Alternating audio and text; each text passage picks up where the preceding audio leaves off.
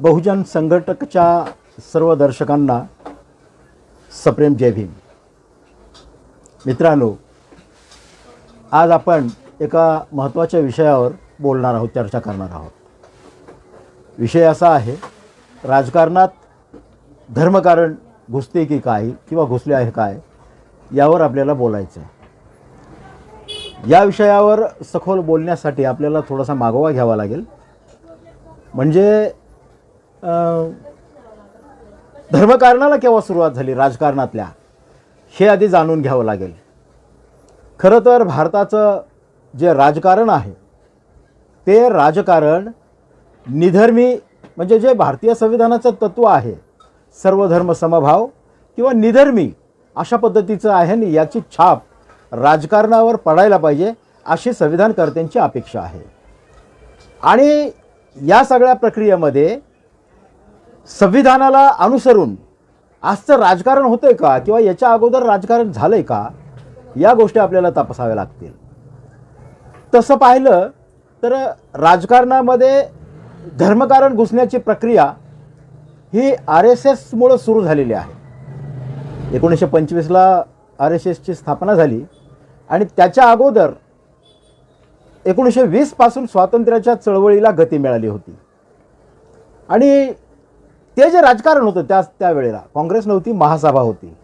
आणि महासभेचं जे आंदोलन होतं, राजकारण होतं, हे धर्मनिरपेक्ष राजकारण होतं.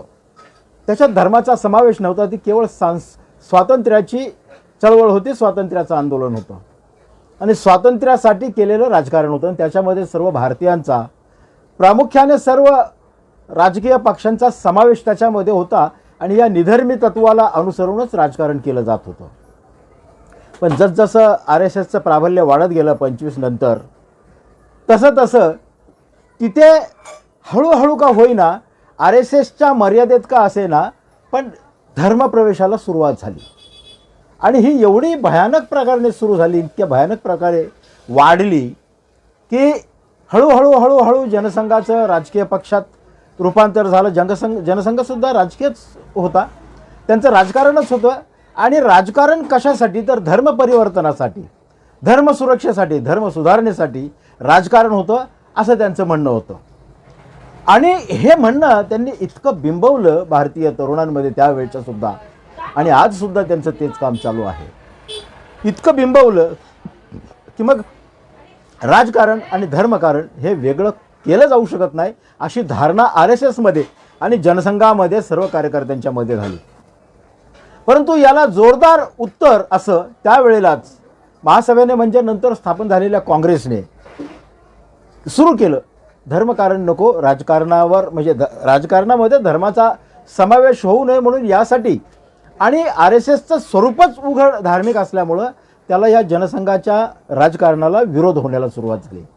आणि मग हळूहळू संपूर्ण भारतभर हा प्रचार झाला आणि RSS एकटी पडू लागली. काही काळ त्यांचा अज्ञातवासात गेला.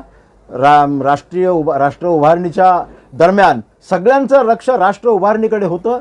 आणि मग स्वातंत्र्य आलं, स्वातंत्र्य मिळालं, तथाकथित स्वातंत्र्य आलं. यावर माझं मत वेगळं आहे, स्वातंत्र्य मिळालं का नाही मिळालं यावर माझं मत वेगळं आहे. परंतु ते मिळालं, घोषित झालं 1947ला.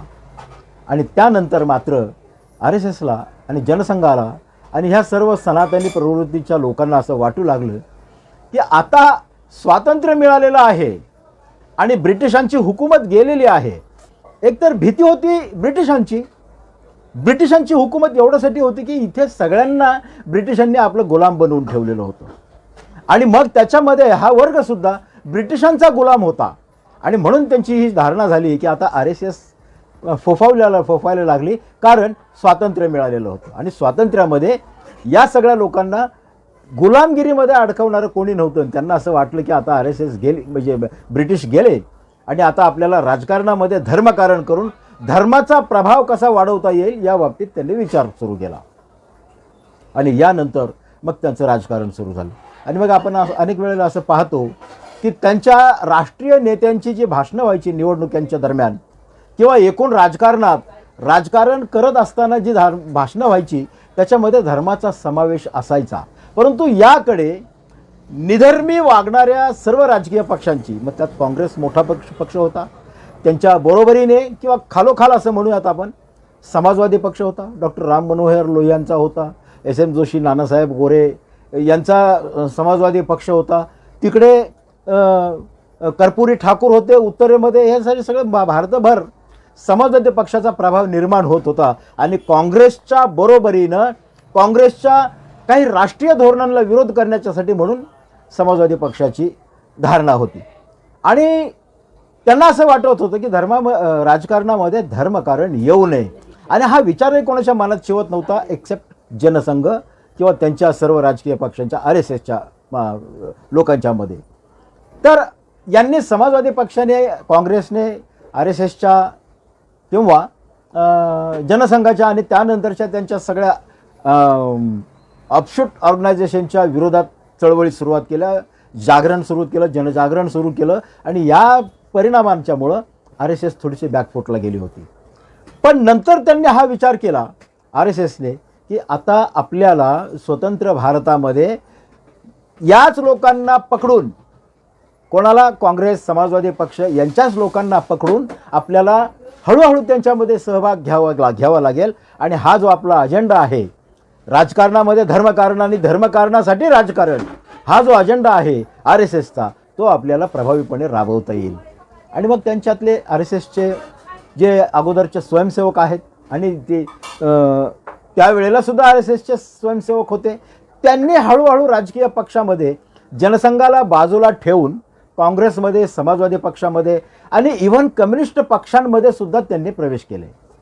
आणि ह्या पक्षाचं नेतृत्व आपल्या हातात कसं राहील, बहुजनांचं नेतृत्व, परंतु RSSला मानणाऱ्या ज्येष्ठ कार्यकर्त्यांच्या हातात यांचं नेतृत्व कसं राहील, याच्यासाठी त्यांनी प्रयत्न सुरू केले. आणि इथून मोठ्या प्रमाणात राजकारणामध्ये धर्मकारणाची सुरुवात झाली.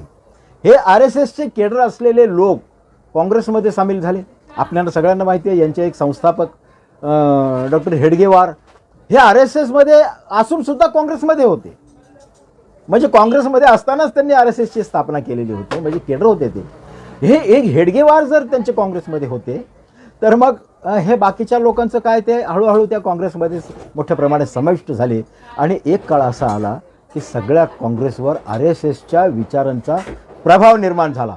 तो इतका की काँग्रेसचं मूळ जे धोरण होतं राष्ट्र उभारणीचं आणि प्रगत राष्ट्रांच्या यादीमध्ये येण्याचं, हे धोरण थोडं थोडं मागे मागे पडायला लागलं आणि धार्मिक प्रभाव इथे वाढू लागला.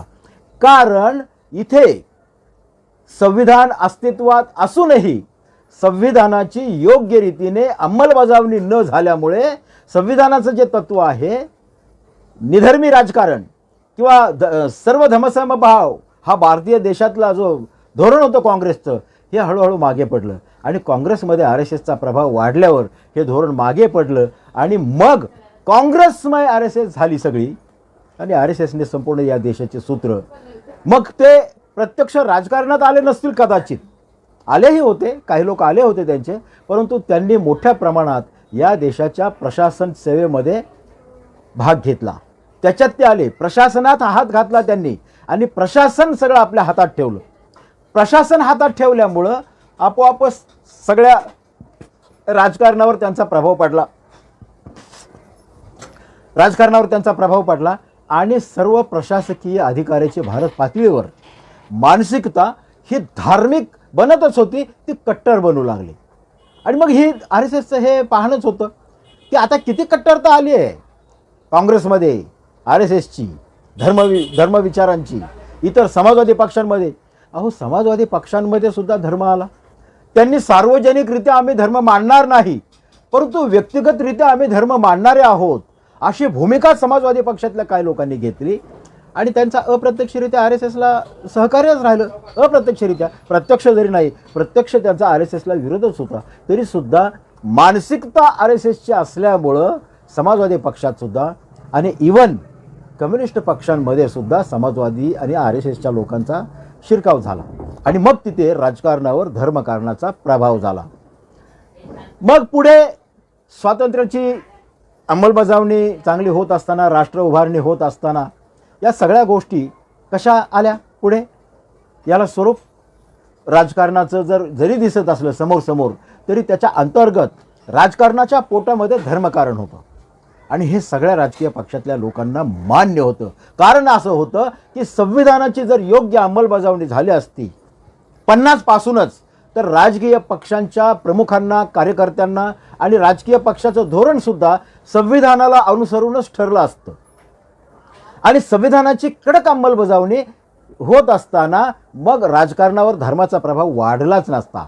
परंतु संविधान काय आहे, संविधान कोणासाठी आहे आणि संविधान कशासाठी आहे, देशाने लोकशाही स्वीकारली. संपूर्ण जगात श्रेष्ठ अशी लोकशाही भारतामध्ये सुरू झाली.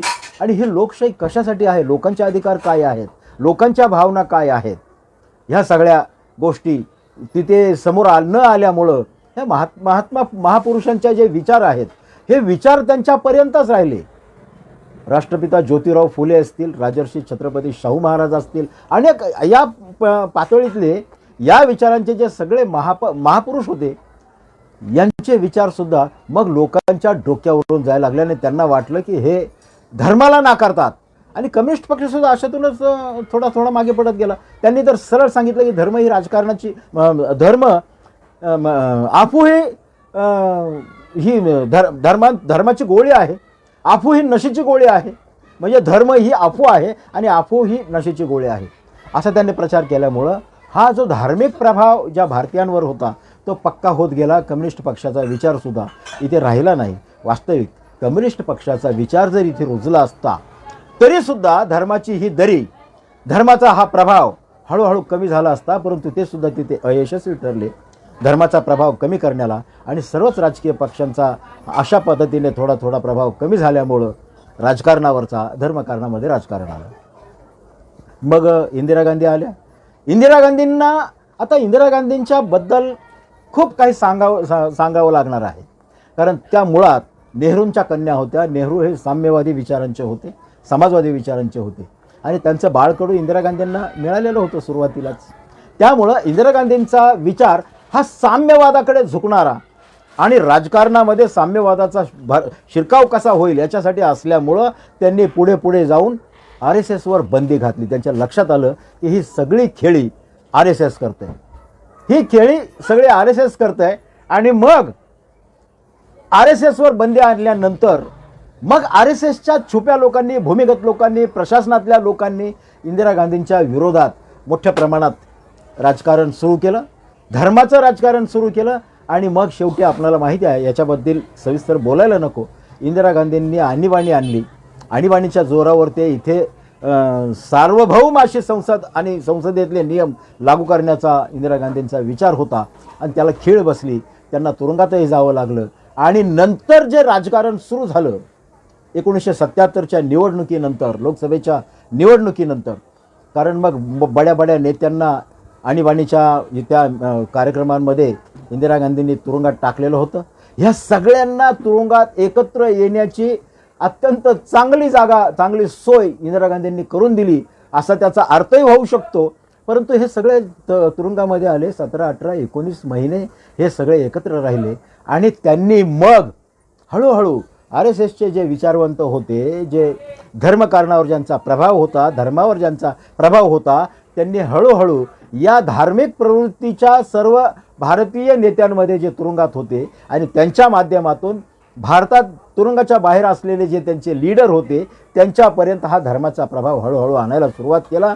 आणि इंदिरा गांधींच्यामुळे हिंदू धर्माला किंवा हिंदू विचारसरणीला, असं म्हणूयात आपण आज, हिंदुत्वाला धक्का बसणार आहे. आणि म्हणून त्यांनी षडयंत्रपूर्वक इंदिरा गांधींच्या विरोधात एक बंड केलं. त्यांनी राजकीय पक्ष स्थापन केला, जनता पक्ष. आणि जनता पक्षाचा 1-1.5-2 वर्षांचा कार्यकाळ झाला असताना मग दुहेरी सदस्यत्वाचा वाद आला काँग्रेसमध्ये. काही कार्यकर्ते RSSचे विचारांचे प्रभावी झाले आणि मग काही लोक RSSच्या विरोधातले झाले. हे काँग्रेसमध्येच 2 गट पडले. हे 2 गट पडले, एक धार्मिक प्रवृत्ती वाढवणारा गट आणि दुसरा असा, म्हणजे RSSला आतून सपोर्ट करणारे लोक काँग्रेसमध्ये होऊ लागले. आणि हा प्रभाव यांचा वाढल्यामुळं मग जनता पक्षामध्ये दुहेरी सदस्याचा आता वाद आला.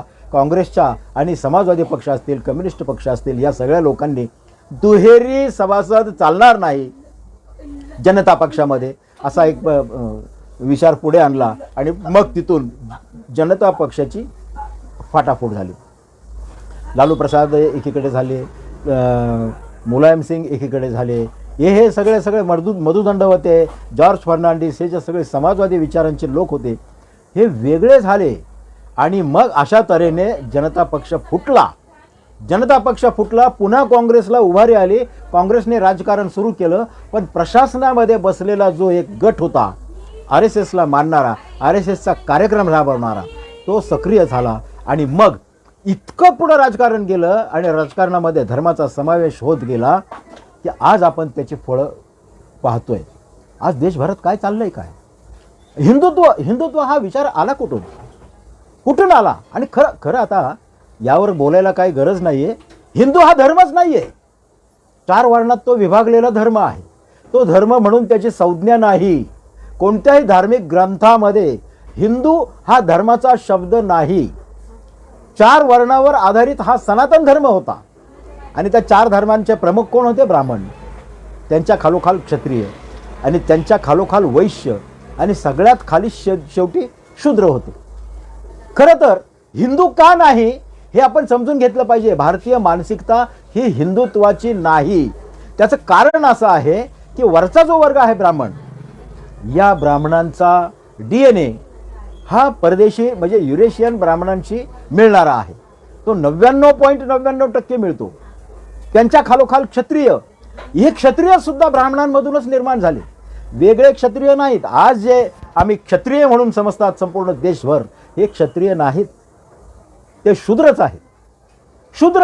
परंतु त्यांनी स्वतःला क्षत्रिय म्हणून घेतलं आणि अशा पद्धतीने सुद्धा मग हिंदुत्वाचा विचार ह्या ब्राह्मणी धर्मामध्ये त्यांनी घेतला आणि मग इथल्या क्षत्रियांना, शूद्रांना त्यांनी क्षत्रिय बनवलं.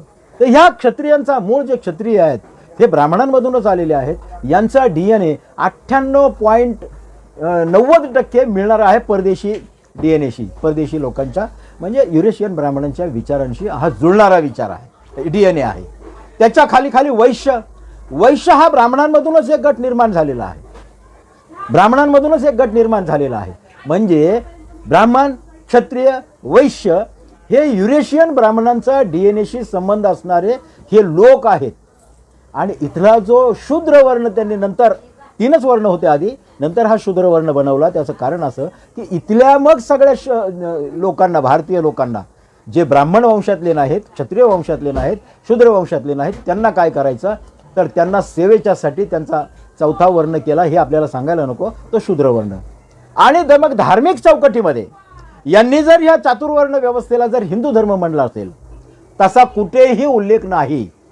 चातुर्वर्ण व्यवस्थेच्या सनातनी धर्माला हिंदू धर्म संबोधावं असं कोणत्याही हिंदू धर्मातल्या शंकराचार्यांनी म्हटलेलं नाही, कुठेही नाही.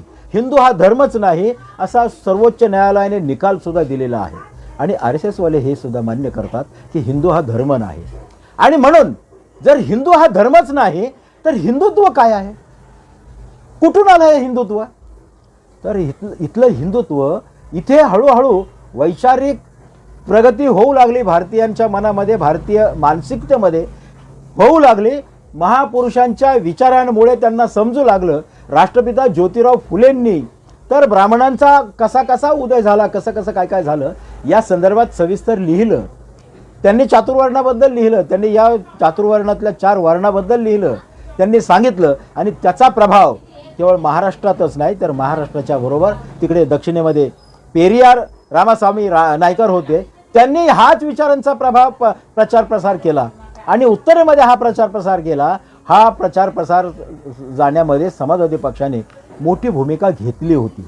त्याच्यातला जो निधर्मी वर्ग होता समाजवादी पक्षातला, तो त्याने ही मोठी भूमिका घेतली आणि उत्तरेमध्ये हिंदी भाषिक पट्ट्यामध्ये हा विचार सर्वदूर गेला. आणि दक्षिणेचा प्रभाव संपूर्ण भारतीय राजकारणावर सुरुवातीच्या काळात असल्यामुळं पेरियार रामास्वामी नायकर यांचा प्रभाव उत्तरेत सुद्धा जाणवू लागला.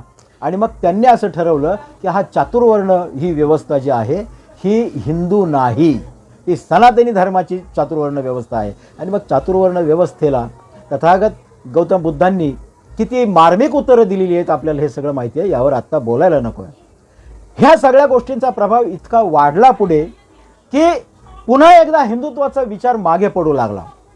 आणि मागच्या एक 25-30 वर्षात RSS ज्यामुळं जितक्या प्रभावीपणे भारतभर वाढू लागलं, त्यांच्या शाखा वाढू लागल्या आणि सर्व बहुजनांची मुलं यांच्या शाखांमधून जाऊ लागली. तिथे शाखांचे विचार हे सांगितले आणि त्याच्यामध्ये कोणालाही न कळणारा संस्कृत भाषेचा प्रभाव त्यांच्याकडे येत गेला आणि सर्व बहुजनांना शिकवलं. नमस्ते सदा वत्सले मातृभूमी हे सगळं शिकवलं त्यांना. ही बहुजनांच्या मुलांचं तोंडपाठ करून घेतलं. काही अर्थ माहिती नाही. नमस्ते सदा वत्सले मातृभूमी तया हिंदू भूमी कुशमवर्धितो मी वगैरे वगैरे हे सगळं जे होतं हे तर काय कळत नव्हतं, पण पाठ करून घेतलं आणि घराघरामध्ये बहुजन समाजाचा हा विचार अशा पद्धतीने त्यांनी पेरला. आणि मग हळूहळू ब्राह्मणिझमच्या नावाखाली, ब्राह्मणिझमच्या पोटाखाली त्यांनी हिंदुत्वाचा प्रचार सुरू केला. हिंदू धर्म प्रभावी आहे, हिंदू धर्माची सहिष्णुता आहे, हिंदू धर्म सर्व धर्म समावेशक आहे वगैरे वगैरे या सगळ्या खोट्या भुलतापा देऊन इथं भारतीय मनावर हिंदुत्वाचा पगडा निर्माण केला. आता आपण जर सगळ्या राजकीय पक्षांचं निरीक्षण केलं तर या सगळ्या राजकीय पक्षांमध्ये हिंदुत्व हा एक परवलीचा शब्द झाल्यासारखा दिसतो. वरून त्याला विरोध होतो, परंतु त्यांची मानसिकता बदलत नाही. संविधानाचं नाव उठता बसता घेतात सर्व राजकारणातले लोक आणि सगळेच राजकीय पक्ष संविधानाचं नाव घेतात, पण संविधानाची अंमलबजावणी कधीही करू दिली जात नाही. आज सुद्धा आपण असं पाहतोय की भारतीय संविधान आम्ही मानणार नाही असं हिंदू धर्माचे जे ब्राह्मणी धर्माचे शंकराचार्य आहेत ते उघडपणे बोलत आहेत. भारतीय संविधान हे आमचं संविधान नाही, आमचं संविधान मनुस्मृती आहे. आजही नालायकपणे हे सगळे शंकराचार्य हे मानतात. तुम्ही मागच्या 5-10 वर्षातलं जर पाहिलं असेल तर लोकसभेमध्ये निवडून गेलेले भाजपचे सगळे खासदार मंत्री सुद्धा सांगतात की आम्ही गोपीनाथ मुंडेंची कन्या त्या मुंडेताई, काय त्यांचं नाव विसरलो मी, त्या मुंडेंनी सुद्धा सांगितलं की आम्ही संविधान बदलायला संसदेत आलेलो आहोत. संविधान बदलायला आलेलो आहोत. तो दक्षिणेतला एक मंत्री त्याने सुद्धा सांगितलं, बाहेर दिल्लीमध्ये जाहीर सांगितलं की आम्हाला हे संविधान मान्य नाही, आमचं संविधान मनुस्मृती आहे. एवढंच नाही तर या सनातनी विचारांच्या हिंदू धर्मीयांनी तथाकथित हिंदू धर्मीयांनी RSSच्याच लोकांनी, त्याच्यात पुढाकार हा सगळा RSSचाच होता, त्यांनी हिंदूंचा बोरखा पांघरला होता आणि हिंदूंच्या नावाखाली त्यांनी दिल्लीमध्ये देशाचे प्रधानमंत्री नरेंद्र मोदी असताना त्यांच्या मंत्रिमंडळातल्या खासदारांनी आणि मंत्र्याने जाहीररित्या संविधानाची होळी केली, जाळून टाकलं. राजधानी दिल्लीमध्ये प्रधानमंत्री असलेल्या नरेंद्र मोदींनी एक अक्षर सुद्धा याच्यावर काढले नाही किंवा त्या मंत्र्यावर काही कारवाई केली नाही, उलट त्यांना पाठीशी घालण्याचा प्रयत्न केला. म्हणजे देशाचे प्रधानमंत्री नरेंद्र मोदी यांच्यावर सुद्धा RSSचा आणि आज मोहन भागवतांचा इतका पगडा आहे की मोहन भागवतांच्या ओटात जो शब्द असतो तो मोदींच्या तोंडून बाहेर पडतो आणि संपूर्ण राजकारण आज याच्यावरच आहे. इथे मी आपल्याला प्रबोधनकार ठाकरेंचं उदाहरण एक देऊ शकतो की त्यांनी सुद्धा या विरोधात प्रखर असा प्रचार केला, लिखाणं केली, लेख लिहिले, ग्रंथ लिहिले. हे सगळे ग्रंथ लिहिले आणि हिंदू धर्मीयांचा, हिंदुत्ववाद्यांचा पर्दाफाश केला आणि ब्राह्मणांना उघड केलं प्रबोधनकार ठाकरेंनी. परंतु ठाकरेंचे जे सुपुत्र आहेत बाळासाहेब ठाकरे, त्यांना हिंदू हृदय सम्राट म्हटलं जातं. हे हिंदू हृदय सम्राट कसे झाले? कोणत्या हिंदूंचे हृदय सम्राट झाले? कोणत्या हिंदूंचे हृदय सम्राट झाले? ब्राह्मणांनी यांना आपला नेता कधीच मानलं नाही, बाळासाहेब ठाकरेंना. आणि सर्व बाळासाहेब ठाकरेंच्या अनुयायांना मी या निमित्ताने आवाहन करतो बहुजन संघटकच्या चॅनलच्या माध्यमातून की आपण समजून घ्या, बाळासाहेबांचे विचार समजून घ्या आणि RSSचे विचार समजून घ्या. त्यांनी बाळासाहेब ठाकरेंना हिंदूंचा, समग्र हिंदूंचा नेता मानलं नाही आणि ब्राह्मणांनी तर त्यांना मानलंच नाही. परंतु हिंदूंच्या नावाखाली सर्व बहुजनांना गुलाम करण्याच्यासाठी त्यांनी हिंदुत्वाचा बुरखा पांघरला आणि बाळासाहेबांच्या तोंडी हिंदुत्व हा शब्द घातला.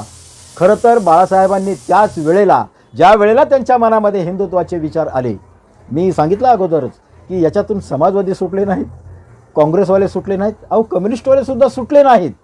तर बाळासाहेबांची काय गं, बाळासाहेब कसे सुटतील या हिंदुत्वातून आणि ब्राह्मणी वर्चस्वातून? ते नाहीत सुटू शकले. आणि त्यांच्या माध्यमातून मग भारतामध्ये नव्हे महाराष्ट्रामध्ये बाळासाहेबांच्या नावाने सर्व बहुजन समाजाला म्हणजे पूर्वाश्रमीच्या सर्व शूद्रांना, आजही या सगळ्या लोकांना हे शूद्रच समजतात. मान्य आहे, आपल्याला दिसतंय, आपल्याला सगळा इतिहास माहिती आहे. रयतेचे राजे बहुजन प्रतिपालक छत्रपती शिवाजी महाराजांना यांनी शूद्र संबोधलं, त्यांच्या राज्याभिषेकाला नकार दिला. हे तर 400 वर्षापूर्वी. पण आज सुद्धा हीच परिस्थिती आहे की आजही संभाजी ब्रिगेडचे अध्यक्ष प्रवीण गायकवाड सांगतात की ब्राह्मणी धर्मानुसार मराठे शूद्रच. प्रवीण गायकवाड सांगतायत. मराठा सेवा संघाचे कार्यकर्ते आणि संभाजी ब्रिगेडचे आजचे अध्यक्ष प्रवीण गायकवाड त्यांनी ग्रंथ लिहिला आणि लाखो प्रती या ग्रंथाच्या गेल्या महाराष्ट्रात. त्याच्यामुळं मराठा समाजामध्ये मोठ्या प्रमाणात जागृती आली. परंतु तरी सुद्धा त्यांच्यावर पुन्हा राजकीय षडयंत्र रचून त्यांना ह्या विचारांच्या पासून वेगळं करण्याचा प्रयत्न झाला, असं मी या ठिकाणी उघडपणे बोलतो. प्रवीण दादा गायकवाडांना हा विचार ब्राह्मणी धर्मानुसार मराठी शूद्रच हा विचार पुढे मांडायला त्यांना थांबवण्यात आलं. याच्यामध्ये सगळ्या अनेक राजकीय पक्षांच्या मोठमोठ्या नेत्यांचा हात आहे असं म्हटलं तर वावगं होणार नाही. आणि प्रवीण दादांना सुद्धा हे मान्य आहे की या विचारांपासून आपण थोडं मागे आलेलो आहोत. आता मराठे हे क्षत्रिय समजू लागलेले आहेत.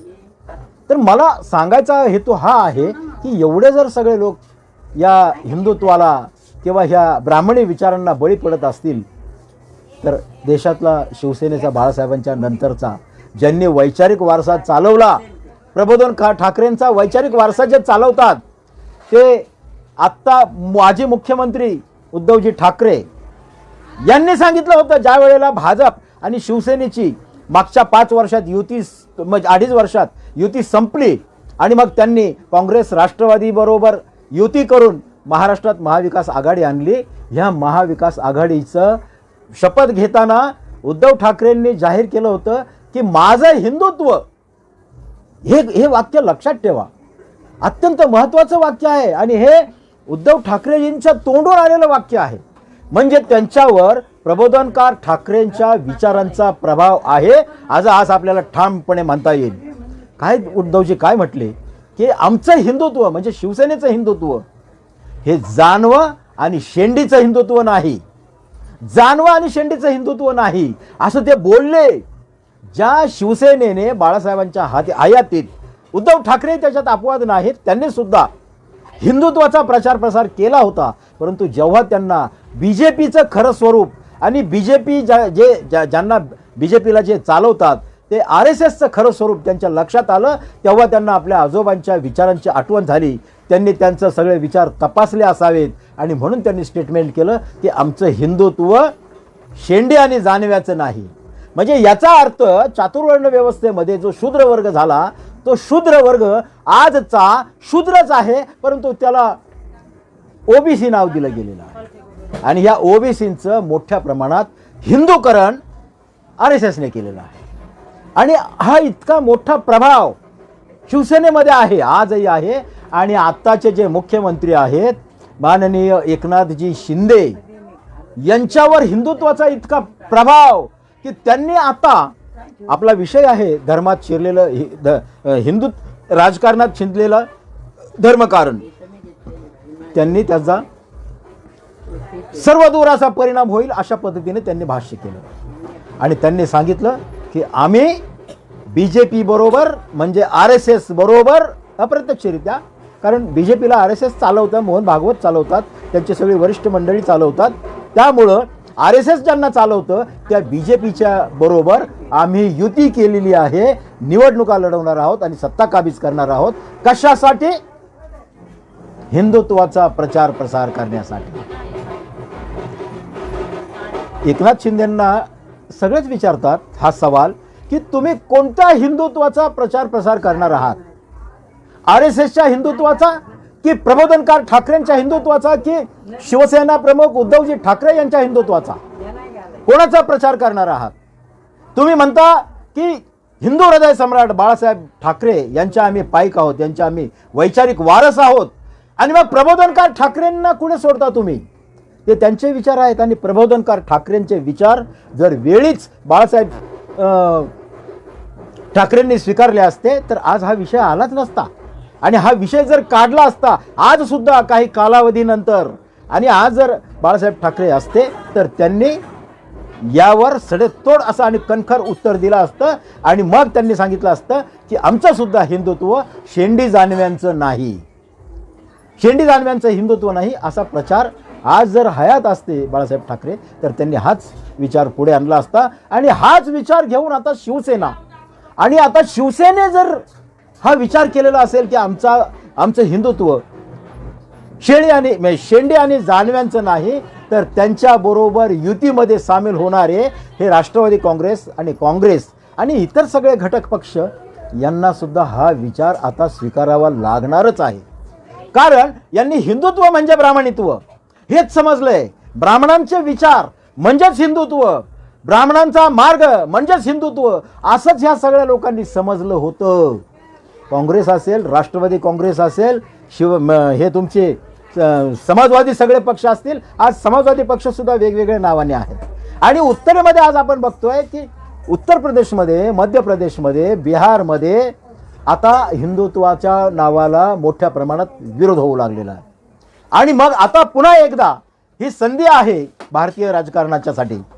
हे हिंदुत्वाचा पुरस्कार करणारे इथे महाराष्ट्रातले असोत किंवा देशातले, दुर्दैव हे आहे, मला असं वाटतं दुर्दैव हे आहे की महाराष्ट्रात केवळ ब्राह्मणांच्या शिवाय आता मराठ्यांमध्ये आणि माळी जातीमध्ये हा हिंदुत्वाचा विचार मोठ्या प्रमाणात येऊ लागलाय. आणि त्यांचे नेते मंडळी हिंदुत्वाचा पुरस्कार करतायत, आज हिंदुत्वाचा पुरस्कार करतायत. आणि तेवढ्यासाठी त्यांनी एकनाथ शिंदेंना पुढे घालून 40-50 आमदार शिवसेनेच्या चिन्हावर निवडून गेलेले हे 40-50 आमदार, तो प्रश्न आहेच की ते खरंच हिंदुत्वासाठी गेले का खोक्यांसाठी गेले? हा शब्द परवलीचा शब्द झालाय, खोकी, याच्यासाठी हे गेलेत का? आणि जर तसं सत्य असतं तर सोशल मीडियावर अनेक लोकांनी हा प्रश्न उपस्थित केला होता. जर एकनाथ शिंदे हिंदुत्वासाठी BJP सोबत गेले आहेत, त्यांचे 40-50 जे काही आमदार असतील ते, तर मग त्यांनी मंत्रिमंडळात आम्हाला स्थान मिळत नाही योग्य म्हणून भांडावं कशाला? मंत्रिमंडळाच्या बाहेर राहून या सगळ्या मंत्र्यांना, एकनाथ शिंदेंच्या सह सगळ्यांना मी असं आव्हान करतो की त्यांनी जर हिंदुत्वासाठी खरंच BJP सोबत, RSS सोबत गेले असतील तर त्यांनी आज मुख्यमंत्री पदाचा राजीनामा देऊन हिंदुत्वासाठी भगवं पांघरून संपूर्ण महाराष्ट्रभरच नव्हे संपूर्ण देशभर प्रचार प्रसार करावा. परंतु यांचे खाण्याचे दात वेगळे आणि दाखवण्याचे दात वेगळे आहेत. यांना हिंदुत्व जपायचं आहे आणि हिंदुत्व एकनाथ शिंदेंना नाही जपायचं, हिंदुत्व RSSला जपायचं आहे. आणि भारतीय राजकारण हा शब्दच आता पुढे राहणार नाही, धर्मकारण हाच शब्द येतो की काय अशी भीती आता सर्व विचारवंतांना वाटू लागलेली आहे. मी सुद्धा त्यातलाच एक सामान्य कार्यकर्ता आहे, मला सुद्धा ही भीती वाटते की राजकारण हा शब्द संपुष्टात येतो की काय, आणि यापुढे राजकारणाच्या शब्दाची जागा धर्मकारण घेवतं का काय? कारण इतकं धर्मकारण ह्या राजकारणामध्ये घुसलेलं आहे. आम्ही सगळेजण बघत आहोत, आम्ही सगळे यावर चिंतित आहोत, चिंतन करतो, परंतु उपाय काय सापडत नाही. काय उपाय आहे? हा प्रयोग आधी व्हायला पाहिजे होता. काय होतं बघा, भारतामध्ये या सगळ्या विचारांना विरोध करणारा भारतातला सर्वसामान्य नागरिक आहे ना, त्याची संख्या कमी असेल, 30% असेल, 20% असेल, पण आहे ना ती संख्या राजकारणामध्ये धर्मकारण येऊ नये असं मानणाऱ्यांची, आणि राजकारणावर RSSचा आणि धर्माचा पगडा असू नये असं मानणाऱ्यांची संख्या भारतामध्ये आहे ना. काही लोक अजूनही जिवंत आहेत ना, परंतु या सगळ्यांना आता तुरुंगामध्ये टाकण्याची प्रक्रिया मोठ्या प्रमाणात सुरू झालेली आहे. हिंदुत्वाला जो विरोध करील त्याला कुठल्या ना कुठल्या मार्गाने मग तुरुंगात जाण्याची त्यांनी वाट मोकळी करून ठेवलेली आहे. मग आलं ED आलं, इम्प्लिमेंटेशन डिपार्टमेंट, काय करतं इम्प्लिमेंटेशन डिपार्टमेंट, काय करतं CBI अरे मग मी म्हणतो की RSSचे आणि भारतीय जनता पक्षाचे लोक इतक्या धुतल्या तांदळासारखे स्वच्छ आहेत का राजकारणात राहून सत्ता भोगून 10-10 वर्षांची सत्ता भोगून इतके स्वच्छ आहेत का राजकारणात येऊन धुतल्या तांदळासारखे स्वच्छ आहेत का? यांची चौकशी का होत नाही ED कडून, CBI कडून किंवा वेगवेगळ्या तपास यंत्रणांकडून? देशाच्या भारताच्या सरकारच्या अधीन असलेल्या ह्या ज्या सगळ्या संस्था आहेत यांचं लक्ष इकडे का जात नाही? भारतातल्या BJPच्या लोकांकडे जात नाही, RSSच्या लोकांच्याकडे जात नाही, हे विरोधी पक्षांकडेच कसं काय येतंय?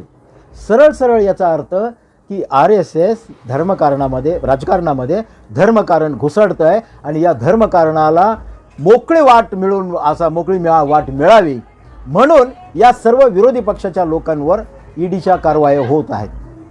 माझा एक प्रश्न आहे, मला एका कार्यकर्त्याने व्हॉट्सॲपवरून विचारले की EDच्या निमित्तानं जमा केलेली सर्व संपत्ती,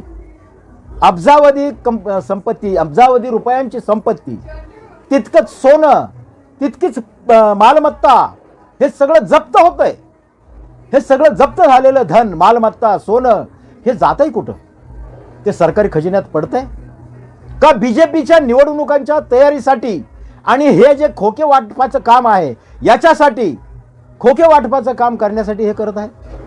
मग दिल्लीतल्या आम आदमी पक्षाच्या लोकांना खोटकी दिल्याचं समोर येत आहे. आता बिहारमध्ये BJPला लाथाडलंय तिथल्या राजकीय पक्षांनी आणि तिथल्या नागरिकांनी सुद्धा. पण आता इतर राजकीय पक्षांमधून, इतर राज्यांमधून BJPच्या विरोधात असलेल्या विरोधी पक्षांच्या आमदारांना त्या विधान परिषदांमधून फोडण्याच्यासाठी हा EDने, CBIने जप्त केलेला पैसा यांच्यासाठी वापरला जातोय. असं बोलायला काही हरकत नाही, काही वावगं नाही माझं असं बोलणं. माझ्यावर कोणी खटला भरला तरी चालेल. मग ह्या संपत्तीचं उघड ऑडिट झालं पाहिजे या संपत्तीचं, आणि जनतेच्या समोर हा पैसा आला पाहिजे समोर. आणि मग आज रुपयाचं इतकं अवमूल्यन झालं आहे, या पैशामुळं जर रुपयाचं अवमूल्यन आंतरराष्ट्रीय स्तरावर जर काय होणार असेल तर याच्यासाठी हा पैसा वापरावा, देशातल्या विकास कामांसाठी हा पैसा वापरावा. पण हा पैसा वापरला कुठं जातोय? एकतर या सगळ्या BJP RSSच्या प्रचारासाठी वापरला जातो, त्यांच्या निवडणुकांच्यासाठी वापरला जातो, आणि संपूर्ण देशभरात मंदिरं उभारण्याच्यासाठी पैसा वापरला जातो. मंदिरांची, शाळांनी इतकी गरज आहे का? आज भारताचं शैक्षणिक प्रमाण काय आहे, किती आहे? ही शैक्षणिक परिस्थिती, शैक्षणिक प्रगती कशी होईल?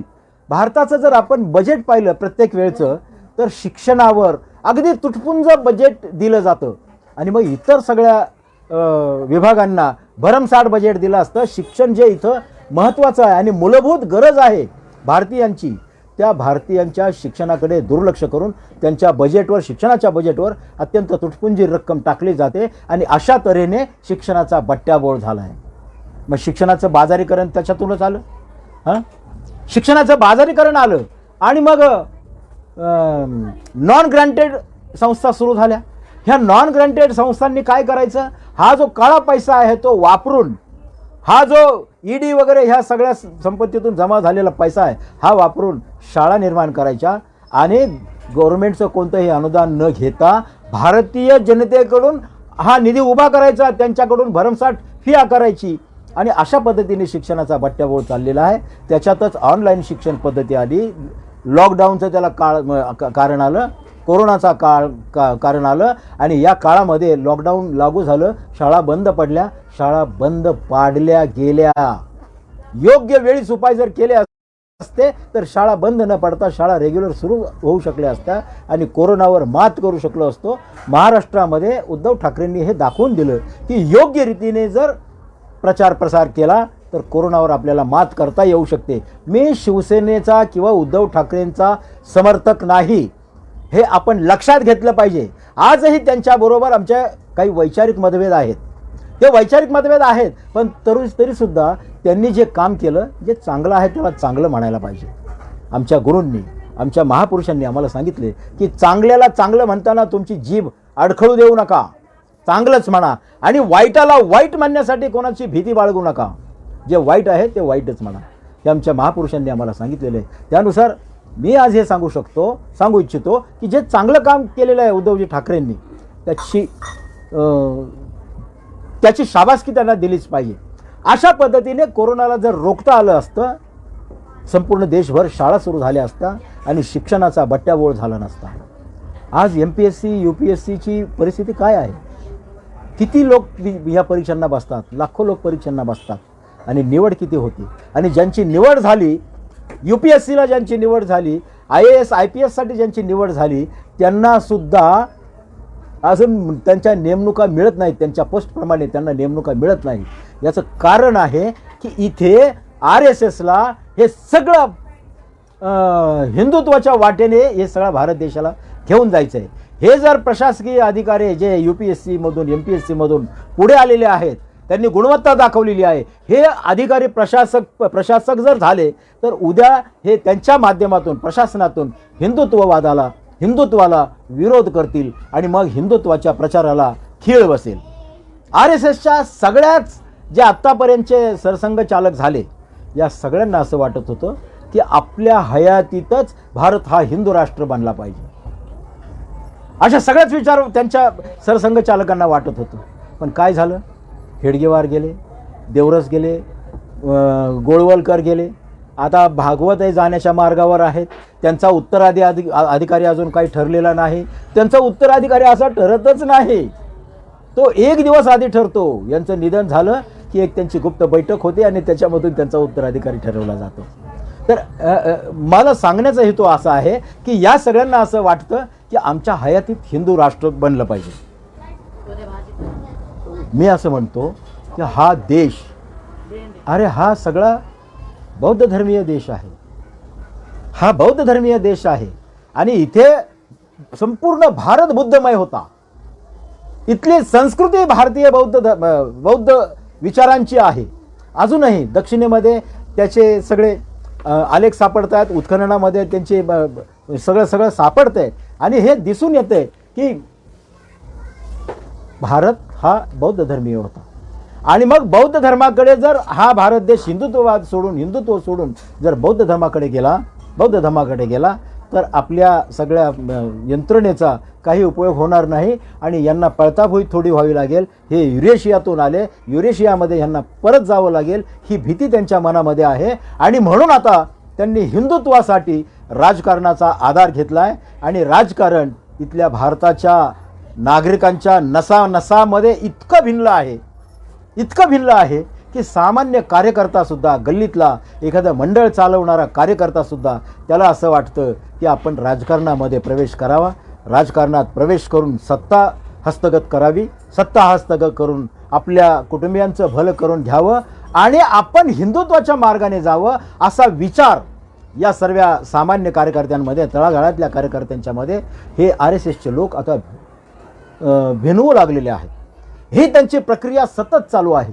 हे सगळं आम्हाला माहिती आहे, आम्ही जाणतो, आम्ही बोलतो, सगळीकडे आम्ही हे सांगतो. परंतु यावर एक सामुदायिक नीती कार्यक्रम आखण्याची गरज आहे. आणि खऱ्या अर्थाने इथे आता धम्माचं नाव घेणं कदाचित इतर भारतीयांना समजणार नाही, पटणारही नाही. परंतु ठीक आहे, ब्राह्मणी धर्म सोडून जो हिंदू धर्म तुम्ही समजता, तो हिंदू धर्म आपला म्हणता, त्याच्या माध्यमातून तरी तुम्ही संघटित होऊन या RSSच्या ब्राह्मणिझमला, ब्राह्मणवादाला आणि त्यांच्या सनातन धर्माला विरोध करण्याच्यासाठी राष्ट्रीय पातळीवर एकीकरण करणं गरजेचं आहे. आणि या सगळ्या देशातल्या विचारवंतांनी, माझ्यासारखा सामान्य कार्यकर्ता जर या गोष्टीचा विचार करतो तर देशातले जे बुद्धिजीवी म्हणवणारे लोक आहेत, जे विचारवंत आहेत आणि जे RSSचे विरोधात आहेत, RSSच्या हिंदुत्ववादाला जे प्रखर विरोध करतायत, आणि आज आपल्याला दिसून येईल की भारतामध्ये हिंदुत्वाच्या नावाला मोठ्या प्रमाणात विरोध होऊ लागलेला आहे. कारण हिंदुत्वाचा छुपा अजेंडा आता भारतीयांच्या लक्षात आला आहे. त्यांना हे हिंदुत्वाच्या नावाखाली हिंदू राष्ट्र बनवायचं आहे आणि ते केवळ हिंदू राष्ट्र म्हणून जर म्हटलं तर ते सहज शक्य होणार नाही. म्हणून हिंदुत्व, जसं की आज बघा, हे माझं प्रामाणिक मत आहे, आज आम्ही संविधान म्हणतो, त्यांनी संविधानाचा बट्ट्याबोळ करण्याचा कार्यक्रम जाहीर केला. ते प्रत्यक्षात तो कार्यक्रम करतायत. आणि या संविधानामधूनच जी लोकशाही आलेली आहे, ही लोकशाही गाडण्याचं काम आता या सगळ्या लोकांनी सुरू केलं. तर माझे सर्व भारतीयांना, बहुजन संघटकच्या या चॅनलच्या माध्यमातून सर्व भारतीयांना मी विनंती करेन, भारतातल्या सर्व विचारवंतांना मी विनंती करेन, सर्वसामान्य कार्यकर्त्यांना अशी विनंती करीन की आता भारतीय हा शब्द, आम्ही भारताचे लोक, हा विचार घेऊन आपण पुढं आलं पाहिजे आणि हिंदुत्वाचा, हिंदू राष्ट्र करण्याचा जो अजेंडा आहे त्याला थोपवण्याचं आम्ही काम करायला पाहिजे. आणि मला असं वाटतं की बघा, तरुणांनी जर हे काम हाती घेतलं, तरुणांनी हाती घ्यायला पाहिजे आणि वरिष्ठांनी, ज्येष्ठ नागरिकांनी यांना योग्य मार्गदर्शन केलं पाहिजे. असं जर झालं तर 1975 साली जे देशभर जयप्रकाशजी नारायण यांनी जे आंदोलन सुरू केलं होतं, हे आंदोलन जयप्रकाशजींच्या नेतृत्वाखाली झालं. परंतु प्रत्यक्षात फील्डवर प्रबोधन करण्यासाठी तरुणांची मोठी संख्या रस्त्यावर आली आणि त्यांनी ती संपूर्ण राजवट उलथून टाकली होती. ही राजवट उलथून टाकण्याला आर एस एसच्या विरोधातले जे सगळे तरुण आहेत, मग ते शिक्षण घेत असतील, सामाजिक चळवळींमधून असतील, राजकीय पक्षांमधून असतील आणि प्रशासकीय सेवेमधून असतील, त्यांनी आपला एकच कार्यक्रम ठरवावा की आर एस एसचा हिंदुत्ववाद आणि हिंदुत्वाच्या पोटाखाली असलेला हिंदू राष्ट्रवाद आम्ही गाडून टाकल्याशिवाय राहणार नाही, असं मला या निमित्ताने वाटतं. म्हणून मित्रांनो, मी या विषयावर बोललो आहे. मला बहुजन संघटकचे चॅनलचे प्रमुख राहुलजी खंडागळे, राहुलजी यांनी, खांडेकर यांनी मला सांगितलं या विषयावर तुम्ही बोला. म्हटलं आजपर्यंत या विषयावरचं बहुजन संघटकचं मी कधी ऐकलं नाही, कुणी याच्यावर बोललेलंही मला ऐकिवात नाही. असं वैचारिकदृष्ट्या राजकारणात बोललं जातं, राजकीय स्टेजवरून बोललं जातं, परंतु विचारांच्या माध्यमातून बहुजन चॅनल, हे बहुजन संघटक चॅनल हे विचारांना चालना देणारं चॅनल आहे आणि संपूर्ण देशभरातून हा विचार मोठ्या प्रमाणात फोफावतोय. त्याचं एक कारण आहे की बहुजन संघटक चॅनल हे अत्यंत प्रामाणिकपणे आणि निस्वार्थपणे हे चॅनल चालवतोय. गेली 2-2.5 वर्षे मी लॉकडाऊनच्या काळापासून पाहतोय. हे चॅनल तेव्हापासून अत्यंत निरपेक्ष भावनेने, निस्वार्थीपणे हे चालू आहे. आणि मला असं वाटतं की या चॅनलने जर या कामी पुढाकार घेतला, एक खारीचा वाटा म्हणून जर काम पुढाकार घेतला आणि अशा प्रकारच्या चॅनलवरून अशा चर्चा जर घडवून आणल्या. एकच मुद्दा आहे आता आपल्या समोर, मी सांगता तो राहिला की आता संविधान म्हणण्याच्या ऐवजी लोकशाही म्हणू आपण, लोकशाही वाचवण्याच्यासाठी देशभरातल्या तरुणांनी आता संघटित व्हावं. कारण लोकशाही हा शब्द आणि हा विचार हा प्रत्येक तरुणाच्या भवितव्याचा विचार आहे. आज लोकशाही जाहीरपणे मारली जात आहे, लोकशाहीचे अधिकार मारले जात आहेत. यावर सगळ्या तरुणांनी हा विचार करावा. संविधानाचंच अपत्य हे लोकशाही, संविधानातूनच अपत्य लोकशाही आलेली आहे. लोकशाही वाचली म्हणजे संविधान वाचेल आणि लोकशाही बचाव हा कार्यक्रम आता आपल्याला घ्यावा लागणार आहे. याची दखल बहुजन संघटक चॅनलच्या सगळ्यांनी, राहुलजींनी घ्यावी. यावर प्रचार प्रसार करण्याचं काम करावं अशी मी विनंती त्यांना करतो. आणि मी माझे विचार मांडलेत, मी निर्भीडपणे मांडलेलं आहे आणि मी जे सत्य आहे, जे मला दिसतंय ते मांडलेलं आहे. याच्यात जर कोणाला काही सांगायचं असेल, माझ्याकडून काही राहिलं असेल, काही चुकीचं सांगितलं गेलं असेल तर माझ्या व्हॉट्सॲप नंबरवर तुम्ही कॉन्टॅक्ट करू शकता, मी त्यांना उत्तरं देऊ शकतो.